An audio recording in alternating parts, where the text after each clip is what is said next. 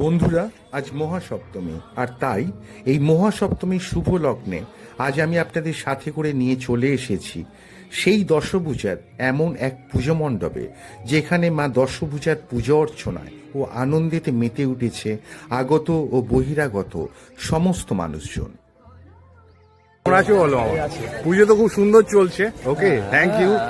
দেখি বাবা, নামা, ঠিক আছে, টাটা দাও বাবা, টাটা দে। জানেন তো বন্ধুরা, আমি এখন যে পুজো মণ্ডপের সামনে দাঁড়িয়ে আছি, এটা কিন্তু বহু বছরের পুরাতন পুজো নয়।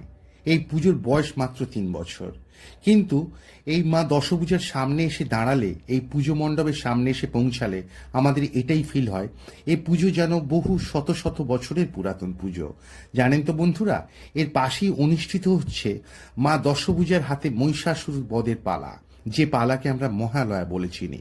আমি একটু পরেই আপনাদের ওখানে নিয়ে যাব, আপনারা নিজে চোখে দেখবেন এবং আনন্দ উপভোগ করবেন, এটুকু আশা রাখি। নম করবি তো, শুধু খেলে হবে? বলছি শুধু খেলে হবে, নম করবি তো?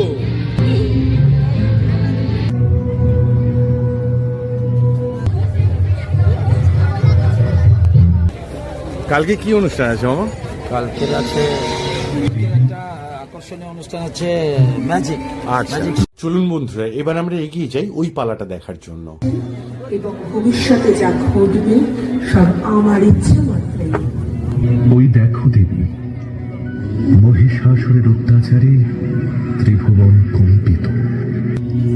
এবার দেবতারা পুনরায় তোমার আবাহন করবে। আবার তুমি অশুভ নাশ করে শুভের প্রতিষ্ঠা করো দেবী।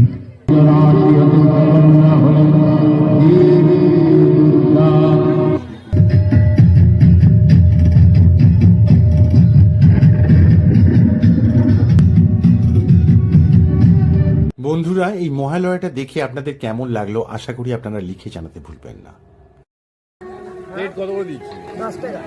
বন্ধুরা, এটাই হলো আমাদের সেই বাজার, যে বাজারের মানুষ আজ আনন্দে আত্মহারা ও চারিদিক ঝলমল করে উঠেছে এই দশভূজার পূজার কারণে। বেচাকেনা হচ্ছে, ঠিক আছে।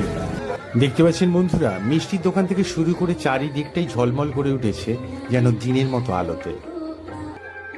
মাকে প্রণাম করো, ভালো করে মায়ের দিকে তাকাও।